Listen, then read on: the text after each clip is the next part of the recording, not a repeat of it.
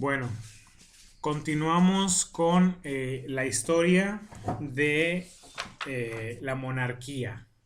Nos ubicamos entonces en el año 1030 y 931 antes de Cristo. 931. Estamos hablando de un periodo largo. Y bueno, ya habíamos hablado de que Samuel dice, ¿verdad? Samuel repite, ¿para qué quieres un rey si tu rey es Dios?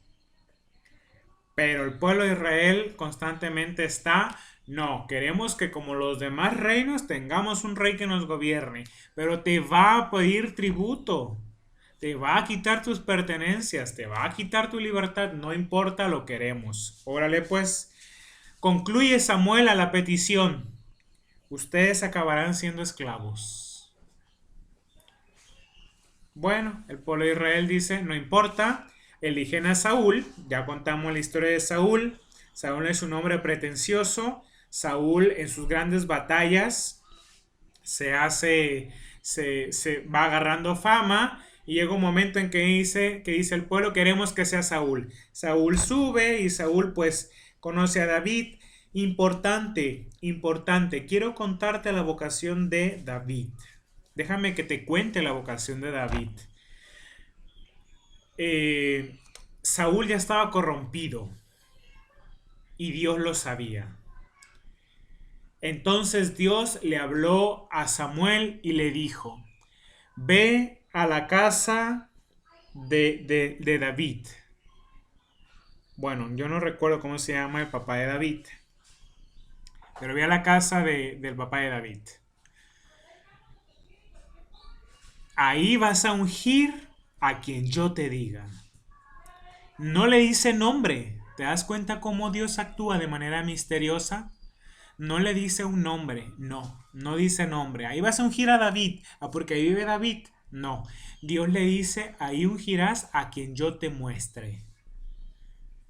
Bueno, llega Samuel a la casa de David, llega, saluda y dice, vengo a elegir al nuevo rey de Israel. Y el papá de David dice, claro que sí, bendecido sea Dios que ha elegido mi casa. Y le dice, yo pienso que el rey es este. Y le muestra a su primer hijo. Un hombre fuerte. Más o menos, no parecido a mí. Un hombre fuerte. Y le dice, este tiene que ser el elegido. Velo, fuerte. Y Samuel dice, no es él. Le muestra el segundo hijo. Este es entonces, es muy trabajador. Tampoco es él. Bueno, un tercero, ven. No, dice Samuel, tampoco es él. Y le muestra, dice el libro de Samuel, le mostró todos sus hijos y ninguno era correspondido. Pero para ese momento entonces dice dice Samuel, ¿no tienes otro hijo? ¿No te quedan más hijos? Y el papá de David dice, bueno, tengo uno, pero está allá pastoreando, pero ese, acuérdate que David, pues flacucho como yo. Y va, ese, muéstrame ese. Y van con David. Y ya llegan con David y ya David se para y le dice, este hombre te busca. Y David se para, lo ve Samuel y le dice, este es. Dios le habla a Samuel y le dice, este es, úngelo. Yo imagino que Samuel también se sorprendió. Este es el rey de Israel, velo bien. Pero Dios, ahí surge una frase importantísima. Si tú crees que Anthony Exupéry, en el libro del Principito, inventó la frase de que lo esencial es invisible a los ojos, no.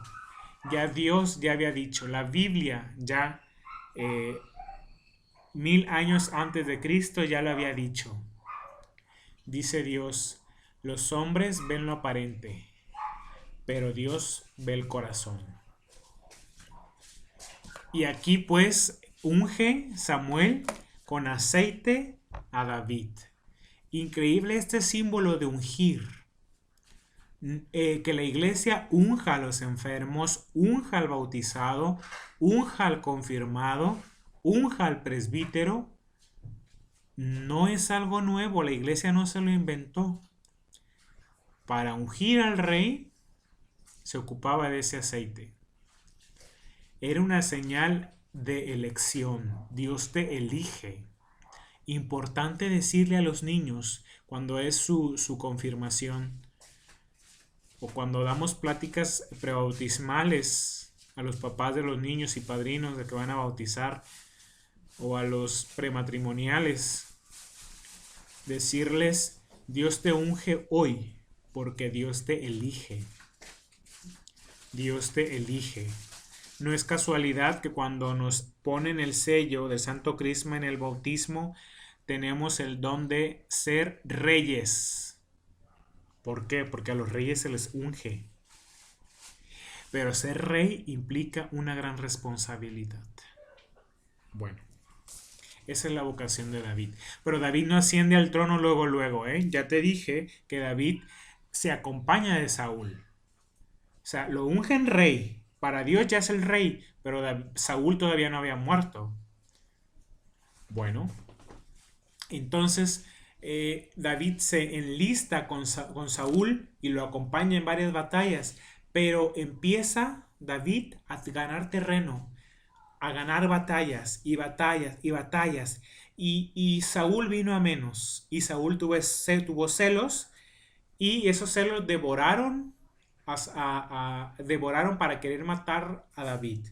Bueno, David pues muere Saúl en una de las guerras. Ya te conté la historia de la cueva. Y David queda como rey. David pues es el sucesor de Saúl. Es el primero que reina de hecho sobre las tribus del sur y del norte. Sobre Judá e Israel. Reina. Convierte a Jerusalén en el centro religioso y político del pueblo. Jerusalén pues se convierte en la capital, la zona importante. Ahí empieza a surgir la importancia de Jerusalén. ¿Te diste cuenta que en el libro de los jueces Jerusalén no se ha mencionado para nada? Aquí empieza a mencionarse. Jerusalén empieza a tomar figura porque David le elige como capital, como lugar importante, como centro religioso. Bueno, hay algo importante. David quiere construirle a Dios una casa, un templo, pero Dios no se lo permite. Pues es un Dios de la historia. Es un Dios que va de lado a lado con su pueblo. Importante, aquí aparece la figura que ya ha aparecido en varias partes del libro de Jueces, el Arca de la Alianza. ¿Qué era el Arca de la Alianza? Tú la puedes buscar en Google. ¿Qué es el Arca de la Alianza?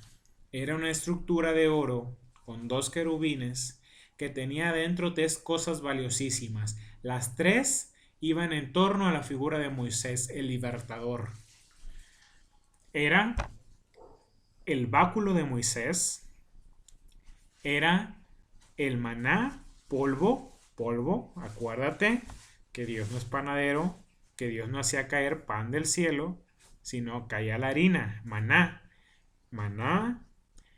y las tablas de la ley, que Moisés por segunda vez fue y se las pidió y las labró a Dios. Las labró otra vez, Dios dictándole. Ahí está. Esas 3 cosas estaban en el Arca de la Alianza y era sagrado. El Arca de la Alianza se movía en tiendas de campaña. El pueblo de Israel se movía para un lado y para otro, movía el Arca de la Alianza y el Arca de la Alianza iba caminando. Separaba el pueblo de Israel y ahí le hacían una tienda al Arca de la Alianza. Era como una capilla portátil. Y entonces Dios no quiere, dice: no, ¿tú por qué me vas a hacer un templo? Yo camino con mi pueblo. No puedes encerrarme en cuatro paredes. No puede el hombre manipular a Dios a su antojo. Eso es el aprendizaje de que Dios le responde por medio de Samuel. Le dice, ve y dile a David, no vas a ser tú, no vas a ser tú quien me construya una casa a mí. A Dios no lo podemos encerrar. Dios no es manipulable a nuestro antojo. Esto no queda disparejo con los agrarios que hay en los templos. No podemos decir, ¿por qué nosotros sí lo encerramos? No, la interpretación bíblica no tiene que ser literalista. El aprendizaje que hay de fondo de que Dios no se queda encerrado, Dios no se le puede encerrar, es que Dios trasciende, ¿verdad? Aquí era manipular, o sea, yo te voy a decir lo que tienes que hacer, Dios. Tú tienes que estar en un templo. No, yo soy Dios, déjame ser Dios.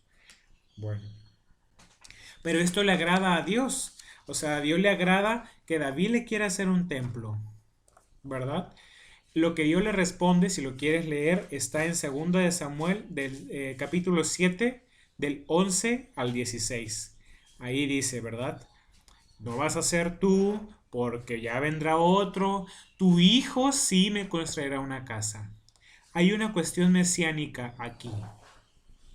Le dice Dios a David por medio de Samuel.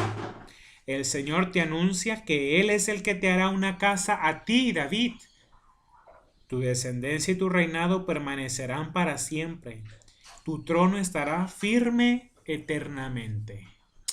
Para un rey que le digan, tu trono va a estar firme, no se va a derrumbar. Importantísimo. Pero no obstante, David cae en pecado y cae en adulterio y en asesinato, ¿verdad? Y en asesinato. David quedará como tipo o como figura de un rey próximo y poco a poco el futuro del rey Mesías. Es importante, aquí quiero hacer una alusión que nos va a servir para nuestra vida de fe. ¿Por qué los judíos todavía esperan al Mesías? ¿Por qué en tiempo de Jesucristo no creían que Jesús era el Mesías? Porque la concepción judía de aquel tiempo era de que el Mesías tenía que ser un líder político, un rey como David. Así lo entendieron ellos en la escritura. Ellos entendieron que el Mesías tenía que ser como un rey, que venía con fuerza política, que venía con un gran ejército y que él iba a darle la libertad. Ahora sí, de nuevo. Pero fíjate, Dios todo lo contrario. Dios nace en un pesebre, en un lugar de reposo para animales, y no es el líder político que el pueblo de Israel quería. Rompe Dios con los esquemas judíos, ¿verdad? Pero de aquí viene, de esta promesa, yo te haré el futuro rey Mesías. El futuro Mesías tiene que ser un rey. Y esto está en la escritura. Lo puedes tú contrastar con Isaías 11:1, Jeremías 23:5 y Ezequiel 34 del 23 al 24. Ahí viene, vendrá un rey como figura de David. Y ellos como nosotros queremos entender la Biblia literalmente, como dice ahí, a nuestra conveniencia, porque si la fuéramos literalmente ya estuviéramos mancos y ya nos hubiéramos mochado todo, ¿verdad? Ya te figuras por qué. Por la palabra de que si tu ojo, si tu mano, si tu pie es ocasión de pecado, pues móchatelo. Pero no, el cristiano católico no interpreta la Biblia literalmente. Nosotros buscamos el mensaje sagrado que hay de fondo. Pero los judíos sí lo interpretan mesiánicamente y dicen, el Mesías es como un rey a figura de David. Por eso no creían que Jesús era el Mesías. De ahí viene, ¿verdad? Bueno, terminamos con David. De David hay que reconocerle eso. Fue un justo rey, pero como todo cayó en perversión. Pero no tanto como su hijo. Ahora entramos a Salomón. Salomón fue el sucesor designado por David. En Primera de Reyes, capítulo 1, del 28 al 40. Se distinguió por su sabiduría, quedando como prototipo de los sabios de Israel. Por eso se le atribuyeron diversos libros sapienciales y poéticos, como Proverbios, Eclesiastés y Cantar de los Cantares y alguno que otro salmo. Por la misma sabiduría que tenía Salomón, algunos biblistas atribuyen estos libros de la Biblia, Proverbios, Eclesiastés y Cantar de los Cantares y un salmo, algún salmo, a Salomón, ¿verdad? Por esa sabiduría que Dios le otorgó. Te acordarás que cuando él entra al reinado, Dios habla y entra en diálogo con él y le dice: pídeme lo que quieras. ¿En favor de qué? No de la virtud que él tenía, en favor de David, su padre. Le dice: por el amor que le tuve a David, pídeme ahora tú lo que quieras. Te doy riqueza, territorio, poder, ¿qué quieres? Y Salomón pide: solamente una cosa te pido. Dame sabiduría para gobernar. Sabiduría es lo que te pido. Y Dios le dice: mira, porque me pediste nada más sabiduría, te voy a dar sabiduría. Y también te voy a dar riqueza, territorio y poder. Interesante. También destacó Salomón por sus riquezas y grandes construcciones. A él se le corresponde la hechura del templo de Jerusalén, el primer templo de Jerusalén. Eso está en Primera de Reyes, del capítulo 6 al capítulo 8. Dios le ilumina cómo tiene que ser. Dios le dice a Salomón cómo tiene que ser el templo de Jerusalén. Tú lo puedes ver en estos capítulos. Le da medidas exactas. Le dice qué ponga y qué no ponga y dónde lo ponga. Le da instrucciones cómo tiene que ser el templo. Y David y Salomón nada más lo hacen. Pero aquí viene la otra parte. David tuvo muchas mujeres. Muchas mujeres. Y de esas mujeres, todas eran extranjeras. Y tú sabes qué pasó, ¿verdad? Lo mismo que pasó en la etapa de los jueces con los cananeos. Los judíos dijeron: pues ya, no queremos pelear con los cananeos, ya hay que convivir con ellos. ¿Y cuál fue la consecuencia? Que los cananeos, obviamente, pues adoctrinaron a los israelitas y les transmitieron sus idolatrías, sus dioses, sus ritos, y el pueblo de Israel los adoptó. Pues imagínate, Salomón está en la misma situación. Salomón tiene muchas mujeres, todas extranjeras, y todas ellas, cuando Salomón llega a la vejez, empiezan a seducir a Salomón y le empiezan a decir: vente con nuestros dioses, adora a nuestros dioses. Es más, le dice: si quieres estar con nosotros, adora a mi Dios. Y Salomón accede. Esto lo vemos en Primera de Reyes, capítulo 11, versículo del 4 al siguientes. Y después, para este momento, también tuvo un gran error. Cometió un gran error. Es decir, puso impuestos al pueblo. Impuestos muy altos al pueblo y se empezó a enriquecer. El poder, pues, lo corrompió. Lo corrompió. Bueno, hasta aquí con Salomón. Salomón, pues, deshonró lo que Dios le había confiado. Pero todavía venía algo grande para Israel. Israel parecía: pues ya tenemos reyes, ya van 3 reyes, pues ¿qué más puede pasar? pues como que habló de más Israel, porque lo peor habría por venir. Se da la división de los reinos. Hay una división entre los reinos. Estamos hablando del año 931 y 586 antes de Cristo. Ya nos vamos acercando cada vez más al año del nacimiento de Dios, ¿verdad? De Jesucristo. Nos vamos acercando cada vez más. A la muerte de Salomón, en el año 931, se dividieron los reinos. Israel en el norte y Judá en el sur. Fue un periodo de infidelidades denunciadas por los profetas, portavoces de la palabra de Dios e intercesores de su pueblo.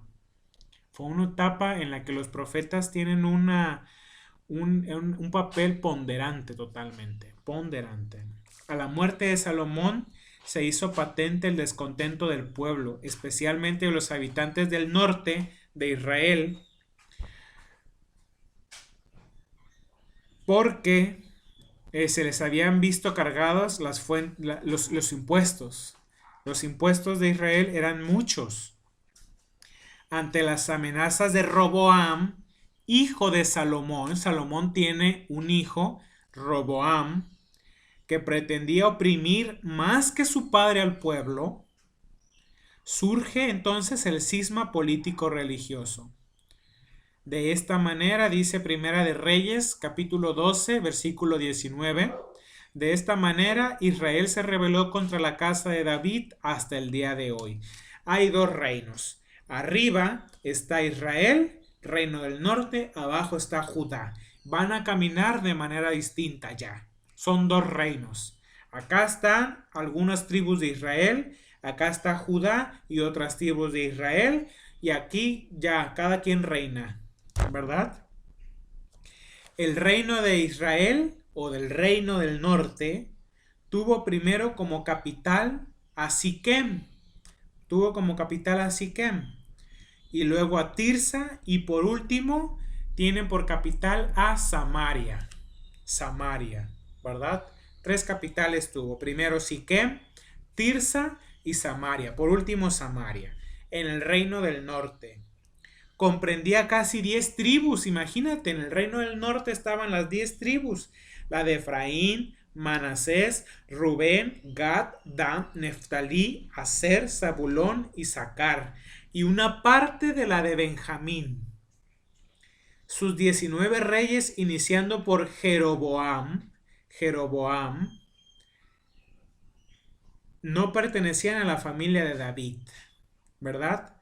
Acá abajo estaba Roboam y arriba estaba Jeroboam.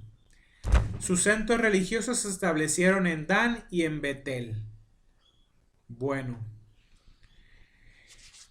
el reino de Judá o el reino del sur, ya no del norte Israel, el reino del sur, Judá. El reino de Judá o del sur tuvo como capital política y religiosa, adivinen cuál, la de Jerusalén. Porque ese es el territorio de David, ¿verdad? Abajo está la dinastía de David con Roboam y arriba está ya no la familia de David, está ya Jeroboam. Abajo está el hijo de David, arriba está otro rey que no es ya del linaje del rey David, del rey Salomón. Comprendía prácticamente 2 tribus, nada más, la del sur, la de Judá y parte de la de Benjamín. Bueno, iniciada por la dinastía de Roboam. Entre sus profetas podemos enumerar a diferentes, ¿verdad? Pero el profetismo lo vamos a ver mañana. Hasta ahorita nos vamos a quedar hasta esta parte, ¿verdad? La parte muy drástica, muy drástica. Es muy drástico porque este suceso del cisma, las mismas 12 tribus en toda la Palestina separados en dos, Israel y Judá. Ahí ya es una catástrofe para la historia. Van a caminar de manera distinta. Van a caminar de manera distinta y van a ser sometidos por diferentes pueblos, imperios, de manera distinta. Acá arriba van a estar sometidos por los asirios, y acá por los babilonios, ¿verdad? Bueno, esa es una historia que veremos mañana. Bendiciones.